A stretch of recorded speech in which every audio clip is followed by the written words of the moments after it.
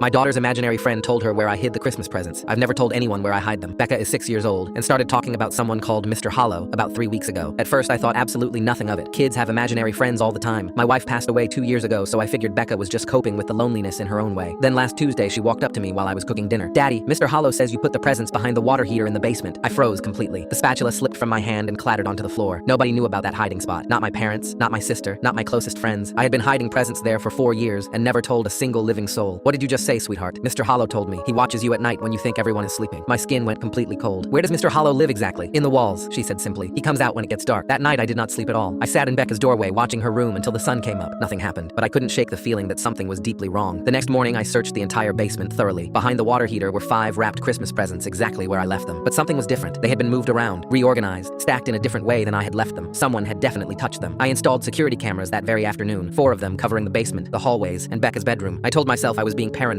Maybe Becca had somehow followed me down there once. Maybe she had seen me through the basement door. There had to be a logical explanation. That night the cameras caught something terrifying. At 2:34 a.m. there was movement in the basement. I pulled up the footage with shaking hands. A figure emerged slowly from behind the furnace. Tall, thin, wearing dark clothes. He walked directly to my hiding spot, looked at the presents, then turned and stared directly into the camera with a smile on his face. Then he disappeared back behind the furnace. I called the police immediately. They searched the entire basement and found absolutely nothing. No person, no hiding spot. No way anyone could possibly fit behind that furnace. The officer looked at me like I was losing my mind. "Sir, there's nobody here." "I have footage." I showed them the video on my phone. The officer squinted at the screen for a long moment. "Sir, that video shows an empty basement. There's nothing there." I grabbed the phone and watched. He was right. The footage showed nothing but an empty basement for 8 straight hours, but I had seen him. I know what I saw. The next morning, Becca was waiting at the breakfast table with a drawing. It showed a tall figure with long arms and no face standing next to a little girl. At the bottom, she had written, "Me and Mr. Hollow," in crayon. "Sweetheart, tell me everything about Mr. Hollow right now." "He's nice," she said. "He says he lived here before us. He says he never left." "Where exactly does he stay?" "Everywhere, but mostly the room behind my closet." My heart stopped completely. "There's no room behind your closet, baby." "Yes, there is." Mr. Hollow showed me. I ran upstairs immediately, threw open her closet door and started pulling out all the toys and clothes. Behind everything, hidden by a shelf, was a seam in the wall, a seam that was not supposed to exist. I grabbed a hammer and smashed through the drywall. Behind it was a crawl space maybe 4